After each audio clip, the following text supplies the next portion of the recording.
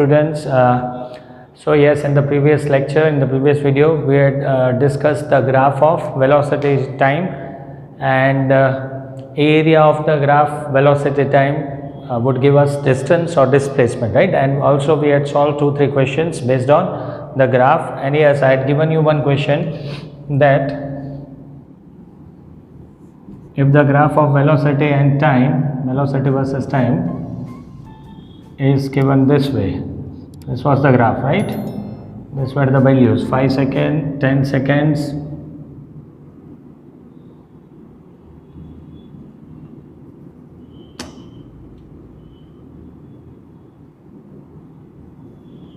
this was 12 meter per second, right? And you have been told to calculate the distance from 2 to 6 seconds. Find the distance from 2 to 6 seconds, right? This was the question. Okay, so we know that the area of the graph v by t will give us the distance. But see, in the given question, we have been given only one value of velocity, 12, right? And two values of time, 5 seconds and 10 seconds. Okay, so we want to calculate the distance from 2 to 6 seconds. That means, see, the velocity of the object increases from 0 to 12 within 5 seconds, right? That means velocity increases by 12 in 5 seconds. So in 1 second, what will be the increment in velocity? 12 by 5, 12 by 5. So it will be 12 upon 5, 2.4. That means at 1 second, velocity of the object will be 2.4. 2 second, velocity will be 4.8. Clear? Because car took 5 seconds to increase the velocity from, or the object took 5 seconds to increase the velocity from 0 to 12. Okay, fine. So at 2 second, velocity is 4.8. 5 second, the velocity is maximum, that is 12. So at 6 second, it will decrease. Say this represents constant acceleration, positive. This also represents constant acceleration, but it will be negative. So at 6 second, velocity will reduce by 2.4. In every second, velocity increases by 2.4 up to 5 seconds, and then it goes on decreasing by 2.4 every second till it becomes 0. So at 6 second, velocity will be 12 minus 2.4, that will be 9.6, right? Now we have been told to calculate the distance from 2 to 6 seconds. So we'll first calculate the total area, and from that total area we will subtract the area of 0 to 2 and 6 to 10. Clear? These two areas will be subtracted from the total area, right? That means I'll subtract this area and I'll subtract this area from the total area. So I'll get the area from 2 to 6 seconds, and area will give me the distance. So I got the distance from 2 to 6 seconds. Clear? First, let us calculate the total distance. Distance from 0 to 10 seconds. This will be half base into height. Base into height. So this will be 60. So 60 is the total area, that is the total distance from 0 to 10. Okay. Now distance traveled from 0 to 2. This will be half base into height. Base into height. Clear? Clear? That will be 4.8. Right? And this area will be, that is the distance from 6 to 10 will be obtained by removing the area. So that will be half 4 into 9.6.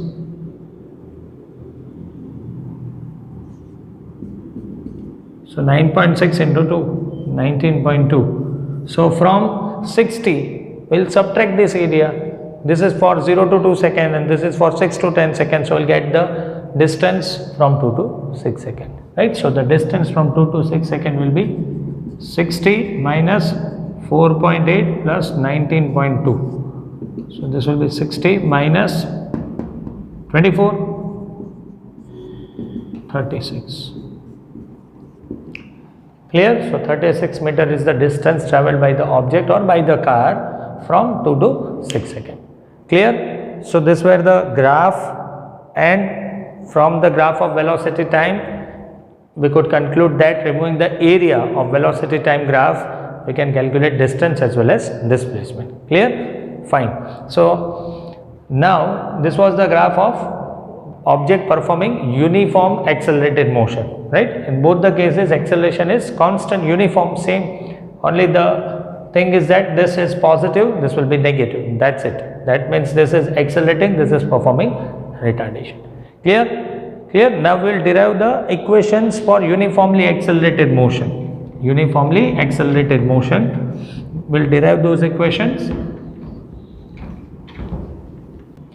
So now we will derive the equations for uniformly accelerated motions. There are actually 3 equations, but they are to be used only when acceleration is given as constant, right?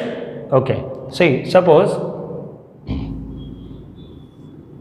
the car is moving with say velocity v0 at t equals to 0. From t equals to 0, the car is having a velocity v0, right? After any time t, let the velocity of car be v, right? Say car has started to move with the velocity v0 at t equals to 0. After any time t, velocity of car is v, right? That means velocity increases, and let us say that acceleration remains constant. That means the increment in velocity is uniform, so acceleration will be constant. Fine. So we'll draw the graph. We'll draw the graph of v by t. Yes. Okay. Starts from v0, then it is moving with constant acceleration. So this will be the graph, right? Say at t equals to 0, velocity is v0. At t equals to t, velocity is v.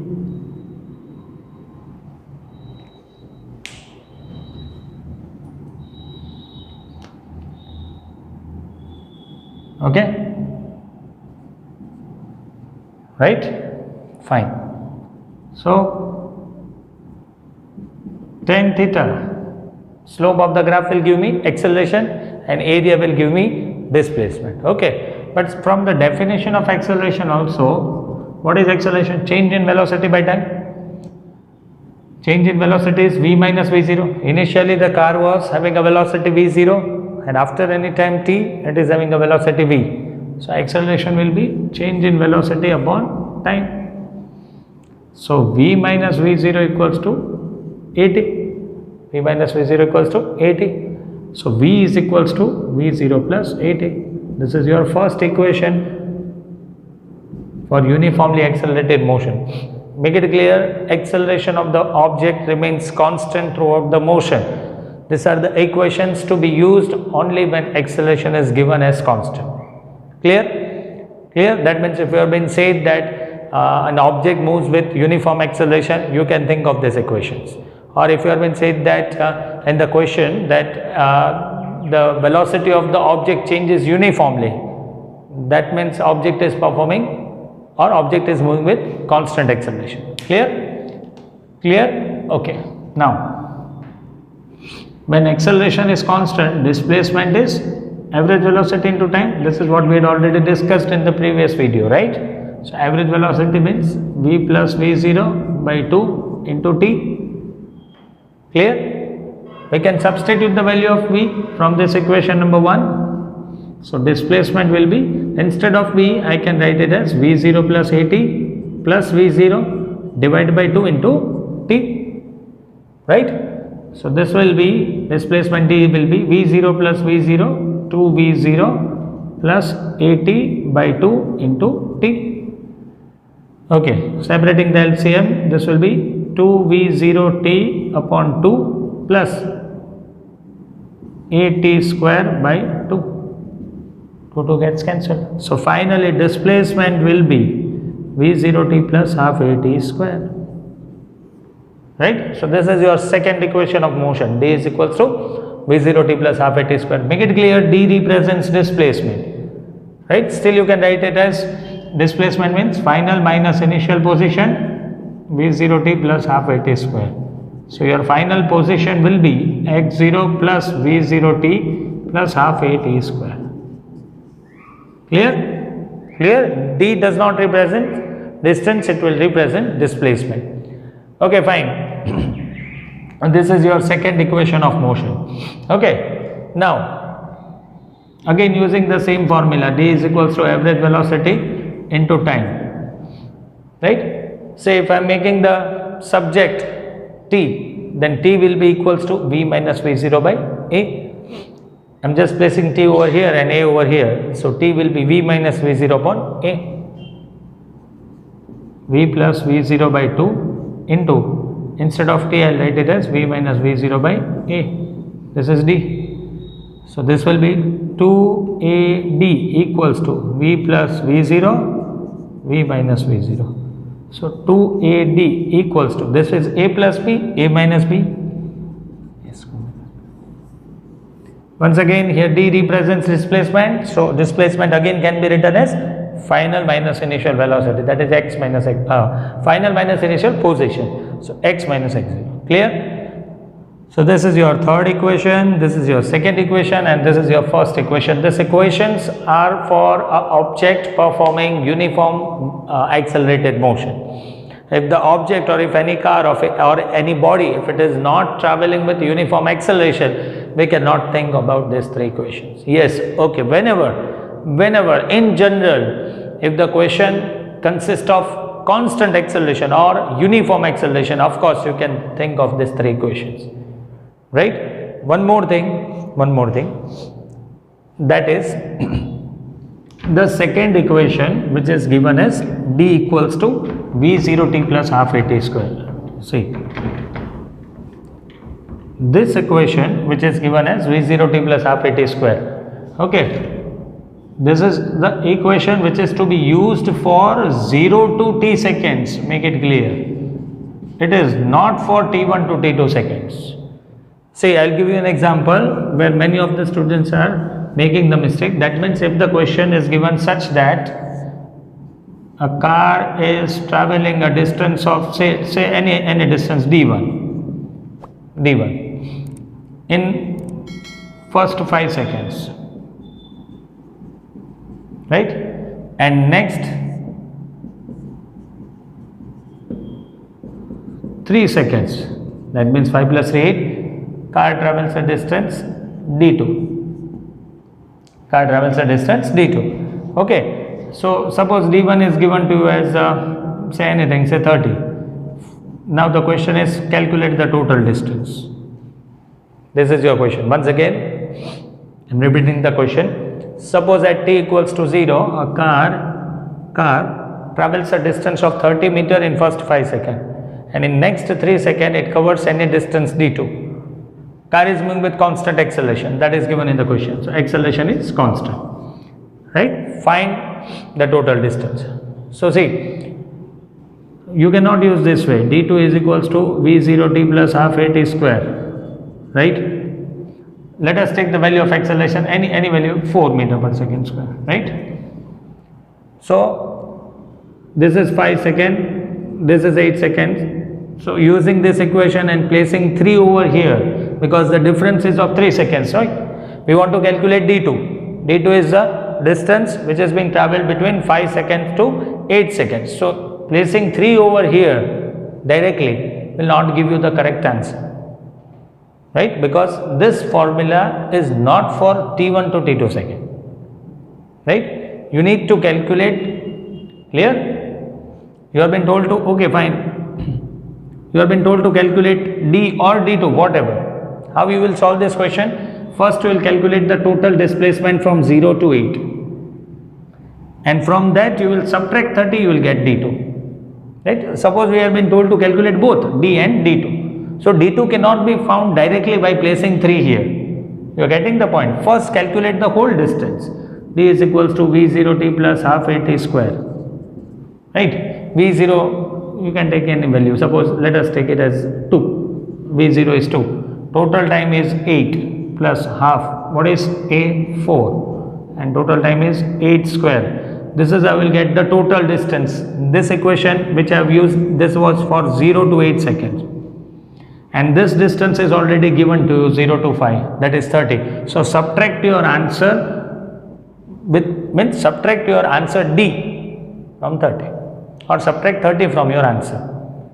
This is the total distance D, right? Suppose this answer is, I don't know what is answer, 16 plus 2, 64. 64 into 2, 128. Clear? So subtract this answer minus 30. That will be the distance D2.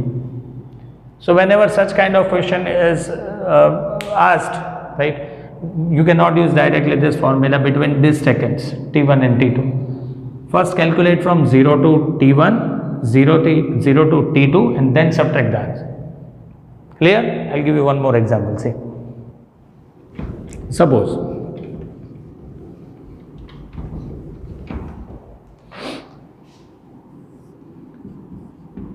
car t equals to 0, let us say it starts from rest, the initial velocity is 0, covers a distance of say 45 meter in first 5 seconds.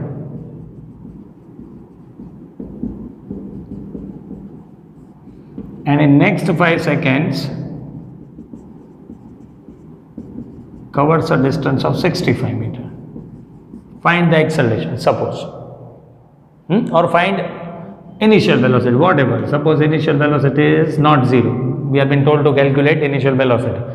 So how to solve this equation? See, the displacement is given 45, that is from 0 to 5. So d1 45, and this will be written as v0t plus half a t1 square. 45 equals to v0 we don't know, t1 that is 5 plus half we don't know a, t1 25. This will be your first equation. Now don't use 65 equals to v0, no, you will have to use this total 45 plus 65, this way. Clear? So that is the total distance covered in 10 seconds. So 65 plus 45, that will be 110, right? So then you write it as 110 equals to v0t, t will be 10 plus half a into 10 square. Now we will solve this equation, you will get v0, again substitute in any of the equation, you will get a. So this is how the second equation is to be made. Don't write 65 equals to v0 into 5 plus half a into 5 square. No, it will be wrong, because then you have used this formula between T1 to T2. No, we can use this formula for 0 to T2. Clear? So now in the next video, we will solve the questions based on uniform or constant accelerations. You will get a clear idea how to solve those questions. Okay.